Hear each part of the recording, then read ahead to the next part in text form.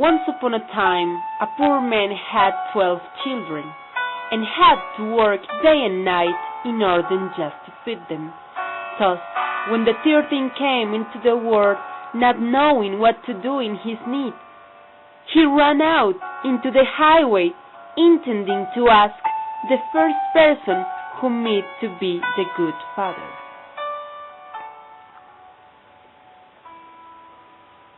The first person who came way was God, who already knew what was in his heart.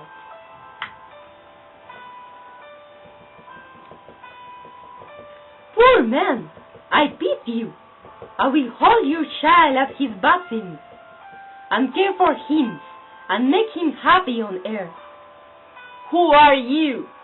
I am God. Then I do not wish to have you as your godfather. You give to the rich and lend to the poor stay. Then he turned away from the Lord and went on his way.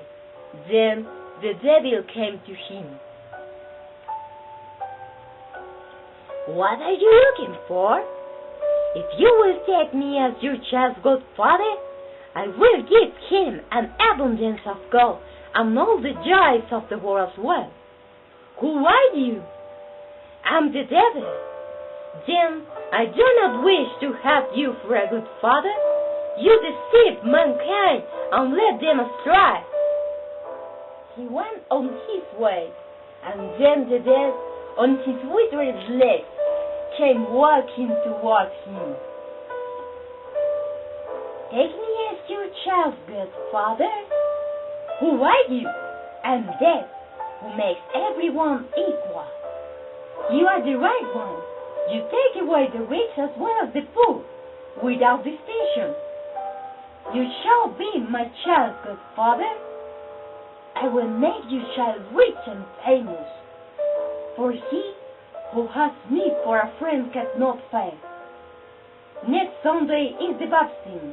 Be there on time.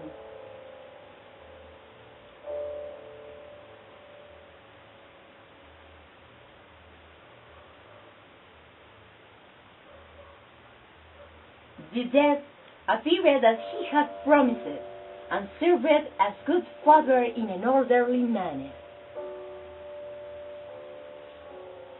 After the boy came of age, his good father appeared to him one day, and asked him to go with him.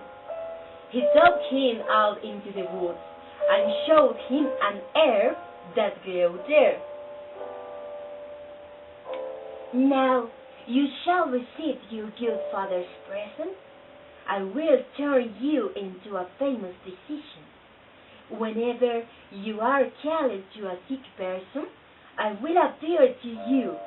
If I stand at the sick person's head, you may say with confidence that you can make him well again. Then give him some of this herb, and he will recover.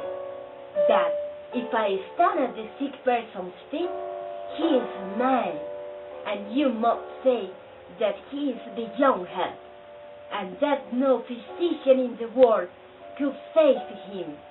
But beware of using this herb against my will, or something very bad will happen to you.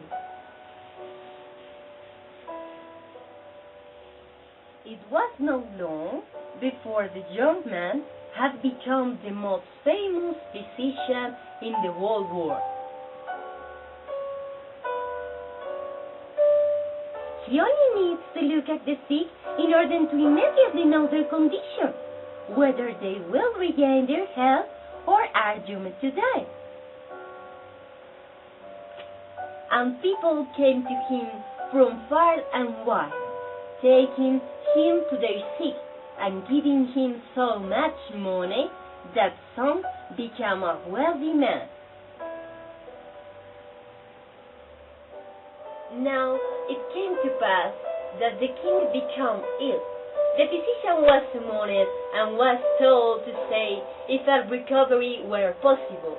However, when he approached the bed, Death was standing at the sick man's feet, and saw no earth on earth would be able to help him. The physician thinks, if I could only deceive Death for once.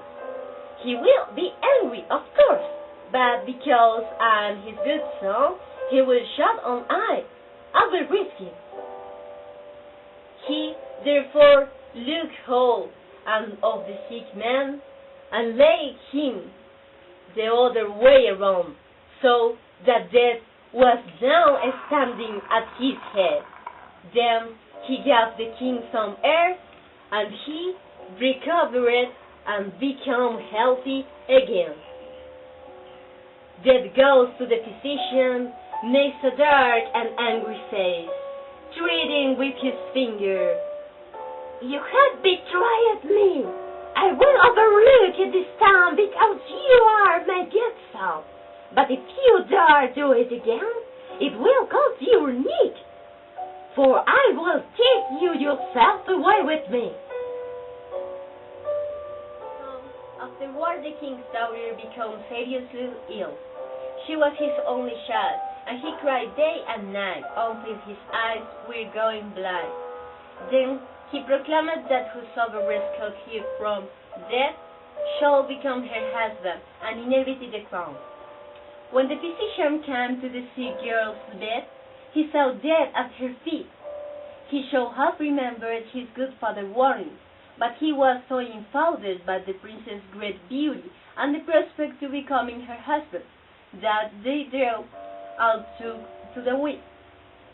He did not see that Death was looking at him angrily, lifting his hand into the air and threatening him with his withered fist. He lifted up the sick girl and placed her head where her feet had been.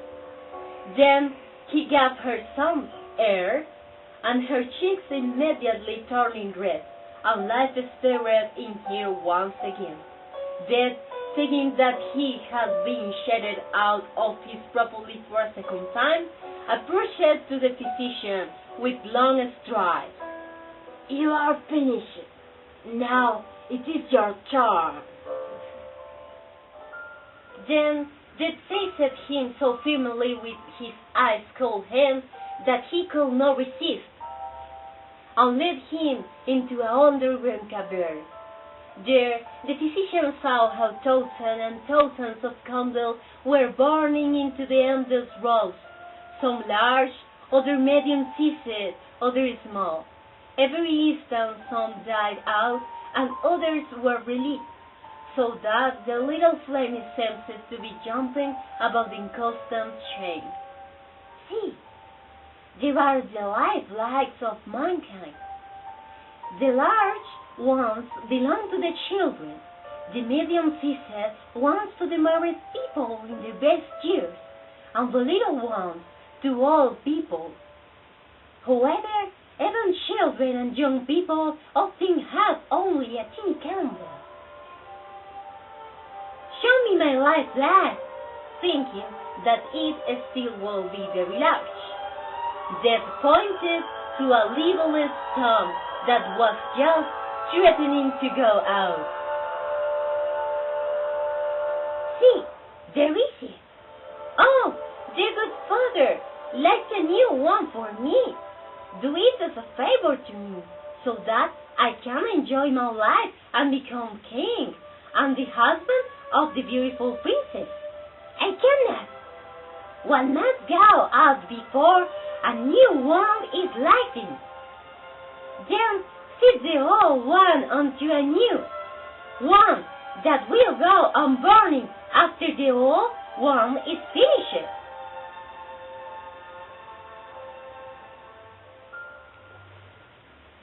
Death pretended that he was going to fulfill this wish and took hold of a large new candle. But desiring revenge, he purposely made a mistake in relighting, and the little piece fell down and went out.